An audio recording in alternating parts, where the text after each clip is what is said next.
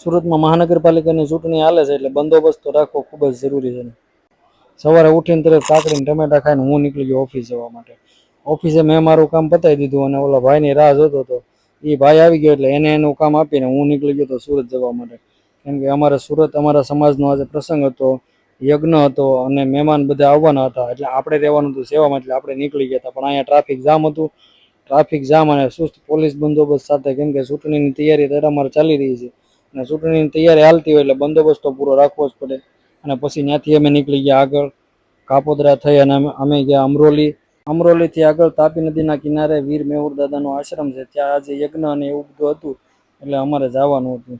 પણ અમારે થઈ ગયું હતું મોડું બહુ, કેમ કે અમે થોડુંક કામ પતાવવા મળ્યા, એમાં મોડું થઈ ગયું હતું. શોભાયાત્રા શરૂ થઈ ગઈ હતી અને પછી તો અમે લાગી ગયા હતા સેવામાં, કેમ કે આપણે ખાસ છાસ વિતરણમાં રહેવાનું હતું અને બધા માણસો જમી લે ત્યાં સુધી આપણે સેવા આપવાની હતી. અને બધું જમણવાર પૂરું થયું ને ત્યાં તો 3 વાગી ગયા હતા અને બીડું હોમવાનો ટાઈમ થઈ ગયો હતો. અમને પછી દાદાએ કીધું કે તમે આવી જાઓ યજ્ઞશાળામાં. તો અમે યજ્ઞશાળામાં બીડું હોમવાની તૈયારી કરી અને બીડું હોમી દીધું. અને પછી તો મને ભાઈ હોમ તડકો લાગ્યો હતો એટલે આપણે પહેલાં તો આરામ કરી લીધો. પછી અમે નીકળી ગયા ઘરે જવા માટે. ઘરે રસ્તામાં જતા હતા શેરડીનો ઠંડો રસ પી અને અમે પહોંચી ગયા ઘેરે. પછી ઘેરે ક્રિશ્ચને ઘડીક વાર રમાડી અને પછી અને ભાઈ ભૂખ લાગે એટલે ફાફડા ખાવા તો જોવે, તો અમે પહોંચી ગયા ફાફડા ખાવા. અને બ્લોગને લાઇક, શેર અને કોમેન્ટ કરી દેજો.